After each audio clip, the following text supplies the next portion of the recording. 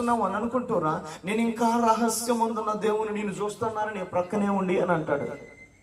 ఈ లోపాలన్నీ దేవుని సన్నిధిలోనికి వెళ్ళిన తర్వాత మనలో, మన హృదయంలో నుంచి నోటి ద్వారా అన్ని బయటకు వచ్చి, అయ్యా ఈ లోపాలతో ఉన్నానయ్యా, ఈ బలహీనతలతో ఉన్నానయ్యా, అన్నిటిని మనం ఒప్పుకొని విడిచిపెట్టగలగాలి.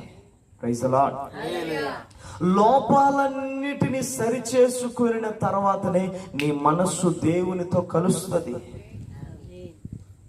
లోపాలు సరిచేయబడకుండా మనస్సు దేవుని ఆత్మతో కలవాలంటే అది అసాధ్యం.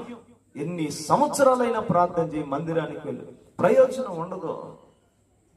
స్కూల్లోనికి పోయి కూర్చొని గమ్ముగా వచ్చేస్తే వాడు 10th క్లాస్ ఎగ్జామ్ రాస్తే ఎగ్జామ్లో ఫెయిల్ అవుతాడా, పాస్ అవుతాడా?